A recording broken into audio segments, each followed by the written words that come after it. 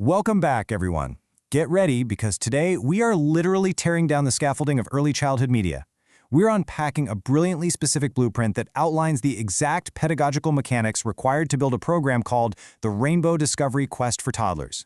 We're going to explore exactly how a 10-minute educational program is constructed from the ground up. And throughout this explainer, we're going to look at this through a very specific lens, how these structural mandates directly impact executive decisions. Because let's be real, creating media for the youngest among us isn't just about splashing bright colors on a screen. It demands incredibly deliberate, targeted choices from the top down. Let's take a look at the blueprint. It's the ultimate question, isn't it? When a media director or a content strategist sits down to greenlight educational programming, this is the massive hurdle staring back at them. How do you design engaging educational media for a highly distractible age group? You're dealing with an audience that absolutely does not care about your production budget or your sophisticated plot lines. They operate on pure instinct and immediate engagement. The blueprint we're examining today gives executives a strict set of rules to solve this exact problem, and it starts with setting the absolute perfect tone right out of the gate. And here is that foundational rule.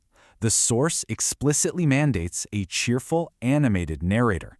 Now, this might seem like an obvious choice, but it's an absolute requirement, a foundational creative choice that drives the entire production.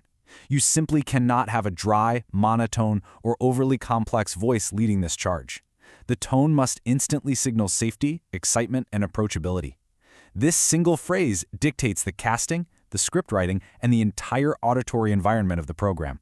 If the narrator isn't radiating a cheerful, animated energy, the toddler's attention is lost before the first color is even introduced on screen. Okay, let's dive into this target demographic. The text strictly brackets our audience, ages 2 to 5. This incredibly narrow 3-year developmental window dictates every single design and content choice that follows. When executives make the decision to target this specific age range, they're committing to a very unique cognitive framework. Think about it. A 2-year-old is just beginning to categorize the world, while a 5-year-old is mastering basic concepts. Every piece of dialogue, every visual transition, and every interactive prompt must hit the sweet spot of this specific demographic. It's a complete tightrope walk of keeping it simple enough for the toddler, but engaging enough for the preschooler. So, how do we actually reach them? Let's move straight into Section 1, the Educational Toolkit, and look at the specific tools the source material demands for this age group. The text gives us this exact 4-part checklist: games, colorful objects, songs, and questions. This isn't just a list of fun ideas. This is a mandated, multi-sensory learning experience. From a strategic standpoint, a director reviewing a script for this program must see all 4 of these elements actively deployed. You can't just show a colorful object and call it a day. No way. You have to sing a song about it. You have to turn it into a game. You have to ask a question. By layering these different modalities, the program ensures that whether a child is an auditory learner, a visual learner, or someone who thrives on interaction, they are being fully engaged.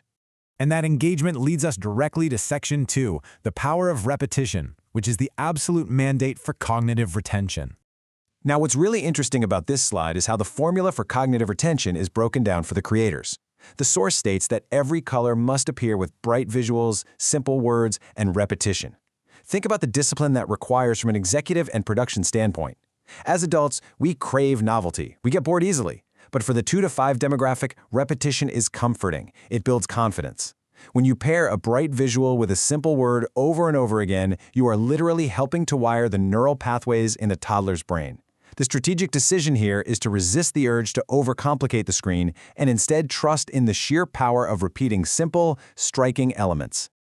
But repetition alone can become passive. So let's jump to Section 3, interactive engagement, and the explicit instruction to require active participation. The framework tells us we absolutely must speak directly to children and include interactive guessing games. This is a huge strategic shift. You are breaking the 4th wall. The narrator isn't just talking about the colors, the narrator is talking directly to the toddler. By prompting the child to identify the colors through a guessing game, the media transforms from a passive babysitting tool into an active participatory event. From a top-level content strategy perspective, this right here is exactly what drives educational value. You are demanding a response from the viewer. And this brilliantly illustrates the step-by-step logic that must be applied to every single color introduced in the program, based on the framework's strict parameters. First, you introduce the bright visual to capture the eye. Second, you state the simple word to anchor the vocabulary. Third, you play the guessing game to test and reinforce the knowledge. It is a tight, efficient, and highly effective pacing loop. For a showrunner, any deviation from this structure means you are actively drifting away from the core mandate of the blueprint. Now, we've talked a lot about what must be included, but in content strategy, deciding what to leave out is often the tougher executive decision. Let's pivot to Section 4, what the quest excludes, and look at these strict boundaries. Take a look at this contrast. On the left, we have our intended direct-to-children engagement. On the right, we have teaching advice and lesson plans. And the guidelines explicitly ban the right side. It strictly says, do not provide teaching advice or lesson plans. This is a crucial creative boundary for the executives to enforce. It means the creators must resist the urge to wink at the parents or provide instructional meta-commentary for teachers. The focus must remain 100% solely on the child's experience. If you break character to offer a lesson plan, you completely shatter the illusion of the cheerful animated narrator speaking directly to the toddler. The discipline required to maintain this boundary is intense. All of these highly specific elements, the unyielding cheerfulness, the targeted demographic constraints, the multisensory toolkit, the rigorous repetition, and the strict exclusions must culminate cohesively into one final product. The source instructs us to generate the complete narration, scene descriptions, and interactions as a finished 10-minute video. 10 minutes. That is the golden runtime for this age group.